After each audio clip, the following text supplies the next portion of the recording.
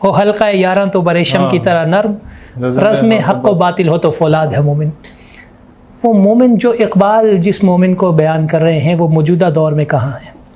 इकबाल रहमतुल्लाह अलैह ने मर्द मोमिन के बारे में लिखा यह है कि मर्द हुर मोहकम ज़े विर्द ला तख़फ़ माँ बमीदा, what's the difference between me and that मर्द मुजाहिद? माँ बमीदा सर बजेब ऊ सर बकफ। मैं सर को जेब में छुपा के फिर रहा होता हूँ और वो सर बकफ फिर रहा होता है। वो 72 को लेके चल पड़ता है। वाह। और क्या फर्क है उसमें और मुझ में? माँ कलीसा दोस्त, माँ मस्जिद फरोश। ओह क्या कहना? मैं अपनी ताजो तख्तो हुकूमत जाके अंग्रेजों के ऊपर बेच आया, मैंने मस्जिद को फरोश कर दिया। वाह। और जब मैं ख्वाबे गफलत से बेदार होने को तैयार नहीं होता, मर्द हुर क्या कर रहा होता है? माँ कलीसा दोस्त, माँ मस्जिद फरोश, उसे दस्ते मुस्तफ़ा पैमाना, उसको उस वक्त बारगाह मुस्तफ़वी से पैमाने आ रहे होते हैं। वाह वाह। कहते हैं ना तैबा से मंगाई जाती है, सीनों में समाई जाती है, तो ईद की मैं प्यालों से नहीं नजरों से पिलाई जाती। बेशक बेशक। तो उसे दस्ते मुस्तफ़ा पैमाना नोश, ये है वो मर्द हुर। आज कहाँ पे देखें, हमारी आंख देखने वाली नहीं है। वो आज भी अफगानिस्तान के किसी कोसार पे बैठा हुआ है, क्या कहने। वो आज भी चचनिया के किसी कोने में बैठा होगा। बेशक। वो आज भी कश्मीर की किसी गार में मौजूद होगा। मर्द हुर है, हमने रिकग्नाइज नहीं किया। हम समझते वो दौर चला गया, नहीं वो दौर है। मीर अरब को ठंडी हवा जहां से आई थी वहां का नौजवान क्यों नहीं उठ रहा? सर मैं आपको एक बात बताऊं, आप नौजवान हैं, मैं आपसे पूछ इसीलिए रहा हूं कि आपका ताल्लुक इकबाल से बड़ा नजरियाती एक ताल्लुक है। मीर अरब को आई ठंडी हवा जहां से, मेरा वतन वही है, मेरा वतन वही है। मुझे ये बताएं, एक बंदा उठ के झूठी नबूवत का दावा कर देता है बरतानिया में, कौन कहां से उठ के जाता है उसको? वाह। बेशक। नॉर्वे में चलो हो जाता है, कोई नौजवान उठ जाता है। फ्रांस में जब इस तरह का मामला होता है, कौन कहाँ से उठ के जाता है? जर्मनी में आज से 8 साल पहले जब मामला होता है तो वजीराबाद के खिते से कौन उठ के जाता है? सर इकबाल वैसे नहीं कहता था क्योंकि हुजूर का रुख जब इधर हुआ है तो मुस्कुराए। तो मेरा वतन वही है ना, प्राउड ऑफ इट, कि मैं उस खिते से ताल्लुक रखता हूँ जहां का मुसलमान बेअमल है, बेगैरत नहीं है, वाह, अमल में कमजोर है, इश्क में कमजोर नहीं है। दुनिया में जब भी ये मुसलमान तकसीम हुआ था और सबसे ज्यादा फिरका वारियत में हमारा मुल्क मुब्तला था, लेकिन जब मामला हुजूर की इज्जत का आता है, सबसे पहले यहाँ का जो मुसलमान है वो मर्द हुर की तरह खड़ा हो जाता है और पूरी दुनिया को पैगाम देता है कि जनाब हम एक दूसरे का गला काटने को तैयार होते थे, लेकिन नहीं, हुजूर की हुर्मत की बात आई। अब एक sir this is Pakistan for you. जबरदस्त। एंड मैं ये जो परचम लगा के पाकिस्तान का फिर रहा होता हूँ, इसकी वजह ये नहीं कि मैं यहाँ पैदा हो गया तो इस वतन से मोहब्बत है, मैं किसी और मुल्क में पैदा होता तो इससे मोहब्बत करता। It's the only homeland after Medina पाक which was made on the name of Islam. बिल्कुल इट्स द ओनली होमलैंड जिसको इकबाल ने तरबियत की, जिस बंदे की उसने आके ये वतन बनाया, वो इकबाल जिसे आज इंडिया डिसओन नहीं कर सकता, उनके नेशनल डे पे भी इकबाल पढ़ा जा रहा होता है। बिल्कुल कुछ तो है इकबाल में। वो इकबाल के उनके पोते मुझे कहते हैं मैं ईरान में गया तो ईरानी मुझसे नाराज हो गए कि तुम्हें फारसी नहीं आती, तुम इकबाल के पोते हो। हम उसे आइडियलाइज करते हैं। वो इकबाल जिसे ट्रांसलेट करके हर जगह दुनिया में सुना जाता है, कुछ जगहों पे बैन लगा दिया जाता है कि यार ये ऐसी खुददारी मुसलमानों में बेदार कर रहा है, कहीं ये फिर उठ के वो निकल के सहरा से जिसने रोमा की सल्तनत को उलट दिया था। हाँ। वो ये जो हम कुदसियों से सुन रहे हैं कि वो शेर फिर होशियार हो रहा है, वो होना चाहिए यार, इन्हें बैन करो इकबाल नो की ला छटे। लेकिन शहीर भाई, मैं थोड़ा सा अगर इसी बात को बढ़ाते हुए आगे बढ़ूँ निकल के रोमा से, लेकिन इकबाल खुद आगे फिर कह रहे हैं कि तुम्हारी तहजीब अपने खंजर से आप ही खुदकुशी करेगी।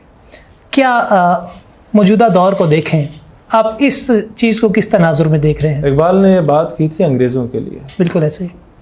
ओपन मैरिज का सिस्टम उन्होंने अनाउंस कर दिया, गेज एंड लेस्बियंस का उन्होंने सिस्टम अनाउंस कर दिया, आके वो हमें ह्यूमैनिटी का दर्स देते हैं जिन्हें ये नहीं पता कि भाई उन्होंने आज हमें कहा कि औरत को हकूक दो, हमने कहा हम तो दे देते हैं औरत को हकूक। मेरे पार्लियामेंट में, नेशनल असेंबली में भी औरत है, रिजर्व सीट्स हैं, प्रोविंशियल असेंबली में भी रिजर्व सीट्स हैं, सेनेट में भी रिजर्व सीट्स हैं, वो मेडिकल कोर में भी है, आर्मी में, वो आर्मी में जाओ तो इंजीनियरिंग कोर में भी है, वो सिग्नल कोर में भी है, वो सप्लाई कोर में भी है, बिल्कुल, वो आप हॉस्पिटल्स में जाएं तो नर्स भी है, डॉक्टर भी है, वो एयर होस्टेस भी है, बस होस्टेस भी है, वो टीचिंग फैकल्टी में भी है। तुमने औरत को क्या हकूक दिया? तुम सिर्फ अपनी वालिदा को ये हकूक दे दो। मैं अंग्रेजों से कहता हूं कि अपने आईडी कार्ड पे अपने वालिद का नाम लिख दो। उनके आईडी कार्ड्स पे एज पर लॉ वालिद का नाम नहीं होता कि मोहल्ले में 600 बंदों में से पता नहीं कौन कौन वालिदा को ये शर्फ बख्श के गया है कि आप इस दुनिया में मारिज वजूद में आए। तुम्हारी तहजीब खुदकुशी कर रही है और कर चुकी है। शहीर भाई, उनकी तहजीब ज़ाहिर है खुदकुशी कर चुकी है, और जिस तरह शिराजा बिखरा, पहले उन्होंने हमारा शिराजा बिखरने की कोशिश की और अपना बिखर गया, खानदानी निज़ाम तबाह। सबसे ज्यादा रेप विक्टिम नेशन यही है वेस्ट। यहाँ पर किसी बच्ची के साथ ज्यादती होती है तो कानून हरकत में यह आ जाता है कि सजाए मौत सुना दी जाती है और पूरा मुल्क खड़ा होता है। मुल्क खड़ा होता है। असेंबली में अगर एक दो मिनिस्टर्स इस तरह कहते भी नहीं सजाए मौत ना दो, तो वो ये कहते हैं कि यार कोई और सख्त सजा जरूर दो, और असेंबली में कानून पास होना शुरू हो जाते हैं। हरकत बेशक लेट हो, justice delayed is justice denied, but justice मिलना शुरू हो गया। मुझे ये बताएं, अमेरिका में जब किसी औरत के साथ रेप होता है तो बंदे को बेल आउट कर दिया जाता है, छोड़ दिया जाता है कि यार नहीं इसकी नीड थी, नहीं तो ये मर जाता है ऐसी हरकत ना करता, रेप ना करता तो। और सबसे ज्यादा डाइवोर्स अगर कहीं पर हो रही है वहां हो रही है। एज अ नेशन तो उन लोगों ने इराक में, ईरान में, लिबिया में, सीरिया में, अफगानिस्तान में तबाही करके ऑयल और गैस रिजर्व्स और कोल रिजर्व्स चुरा लिए। एज अ नेशन तो अमीर हो गए, लेकिन इनफरादी तौर पे अगर देखा जाए तो हर दूसरा अमेरिकन डिप्रेशन का शिकार है। बिल्कुल, हर दूसरा बंदा घर से लड़के हर दूसरे दिन डाइवोर्स हो रही होती है। बच्चे माँ को जो है वो उस निगाह से नहीं देखते, उनका फैमिली सिस्टम तबाह हो चुका है। बिल्कुल ऐसा ही है। अच्छा, खुदकुशी कर चुकी है। हमें अगर किसी चीज ने बचाया हुआ अल्लाह के करम के बाद हमारा फैमिली सिस्टम है। बिल्कुल, हमारा फैमिली सिस्टम है। हमारे पास घर के बुजुर्ग बैठ जाते हैं, जब मियाँ बीवी लड़ते हैं तो आके वो सुलह राज़ीनामा कराते हैं, उधर वो राइट्स के नाम पे वो बेचारी को सारी जिंदगी सड़कों पे ले आते हैं। बिल्कुल ऐसा ही। तो यहाँ पाकिस्तान इज मच बेटर। शेर भाई, हम एक और टॉपिक पे मजीद इसी को बढ़ाते हुए भी हम बात करेंगे कि इकबाल ने आज से 100 साल कबल उस वक्त ये कह दिया था, उन्होंने पहले ही बता दिया था अंग्रेज़ों की जो फ़िक्र है, अंग्रेज़ चाहता क्या है कि फ़िक्र अरब को दे के फ़रंगी तख़य्युलात, इस्लाम को हिजाज़ और यमन से निकाल दो। हम उस हवाले से भी गुफ्तगू करेंगे, लेकिन हम मुख्तसर सा एक ब्रेक लेंगे, फिर वापस जब लौटेंगे तो हम इंशाल्लाह आपसे फिर उसी हवाले से गुफ्तगू करेंगे। नाज़रीन, मुख्तसर सा ब्रेक और फिर हम वापस लौटते हैं। शहीर भाई हमारे साथ मौजूद हैं, हम इकबालियात के हवाले से मज़ीद इनसे गुफ्तगू करेंगे। हमारे साथ रहिएगा।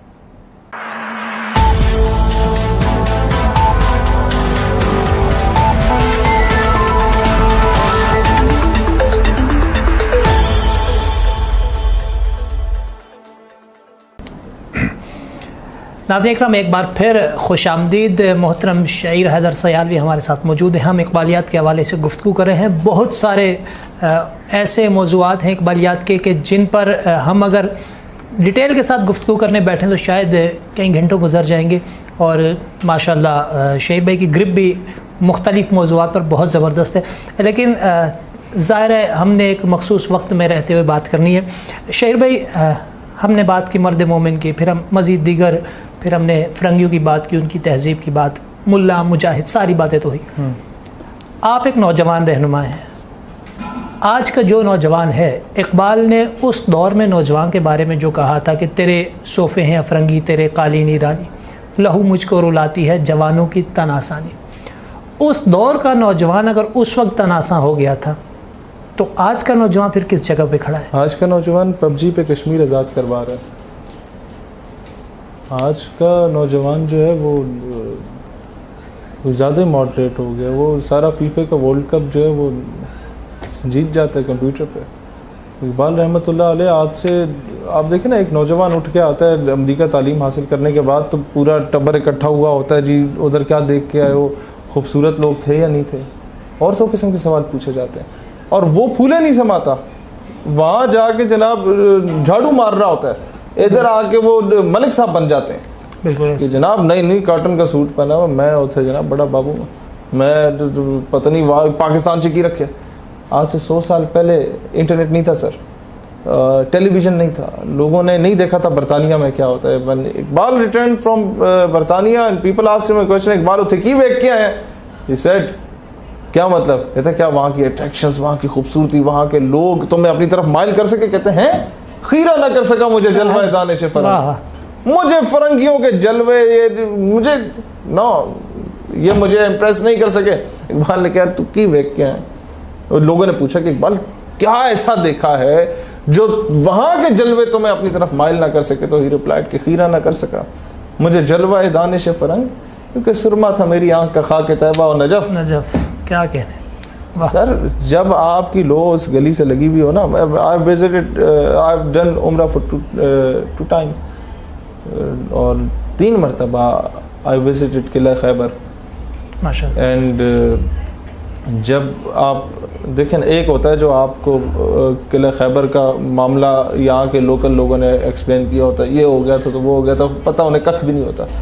आप वहाँ जाके देखो यार, इतनी बुलंदी पे हर एतबार से वो मोर्चे बने हुए थे, और वो मैंने वो दरवाज़ा भी देखा, सारा विजिट किया किला, एक एक चप्पे चप्पे पे जाके मैंने एनालाइज किया यार हाउ इज़ इट पॉसिबल कि किला फतह हो गया, कि इतना ऊंचा। उस दौर में बंदूकें नहीं होती थी, मंजनीक पता नहीं कोई नहीं होती थी, इतने ऊपर से तीर बरसाए जा रहे हो आप नीचे से, और वो भी मोर्चों से छुप के बरसाए जा रहे हो, आप कैसे काउंटर नैरेटिव करते हैं और कैसे किले में घूम के ऊपर जा सकते हैं, ये काम सिर्फ हैदर करार ही कर सकते हैं। वाह।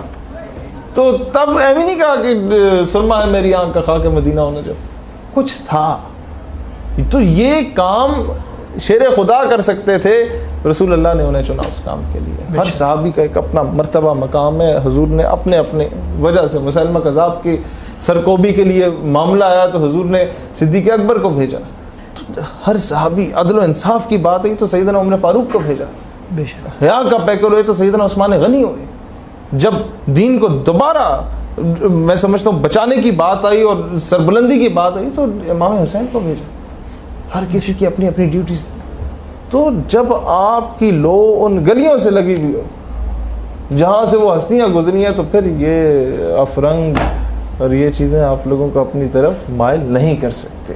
फिर आपकी इंटेंशंस कोई और होते हैं, फिर आपके रोल मॉडल्स कुछ और होते हैं, फिर आप लोग इनकी खूबसूरतियों पे, इनके मालो दौलत के पीछे नहीं भागते, फिर तख्ते सिकंदरी पे वो कभी थूकते भी नहीं, बिस्तर लगा हो जिनका सरकार की गली में। अच्छा शहीर भाई, नौजवान हमारा कहीं पबजी में मसरूफ़ है, कहीं दीगर खुराफात में हम मसरूफ़ हैं। इस दौर में एक नौजवान रहनुमा की हैसियत, या मैं यूँ कहूँ कि एक नज़रियाती कारकुन की हैसियत से, और इकबाल के एक, अगर मैं आपको अगर ये कहूँ कि इकबाल के एक फ़ैन की, इकबाल के एक आशिक की हैसियत से आप क्या पैगाम देंगे नौजवानों को? मैं अगर आज ख़ुद को कंपेयर करता हूँ ना इकबाल से, तो मैं ख़ुद को एक ज़र्रा और उसे एक सहरा पाता हूँ, ख़ुद को एक कतरा और उसे दरिया पाता हूँ।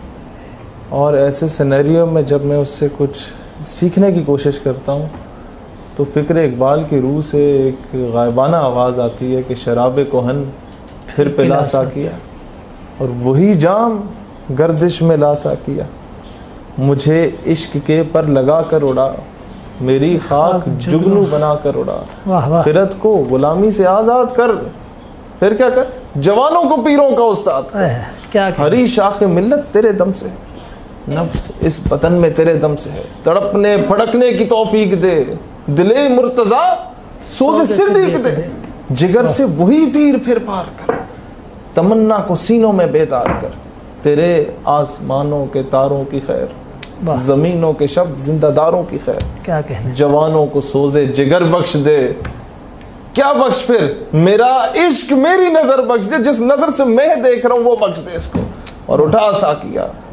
पर्दा इस राज से, लड़ा दे ममूले को शाहबाज से।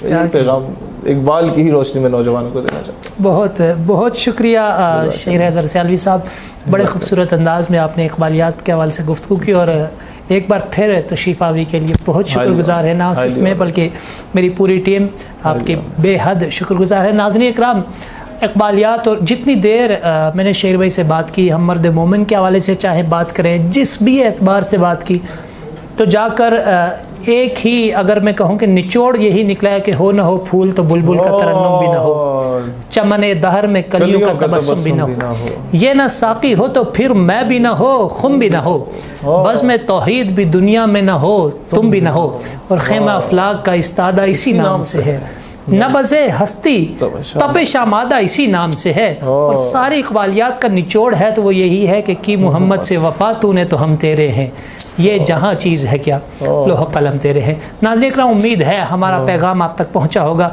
और इकबाल का पैगाम है इस्लाम का पैगाम, इस्लाम का पैगाम ज़माने को सुना दो। आज हमने यही कोशिश की, इंशाअल्लाह ज़िंदगी रही तो अगले प्रोग्राम के साथ फिर हाजिर खिदमत होंगे। तब तक के लिए अपने मेज़बान रेहान अब्बासी को दीजिए इजाज़त। वस्सलामु अलैकुम वरहमतुल्लाह।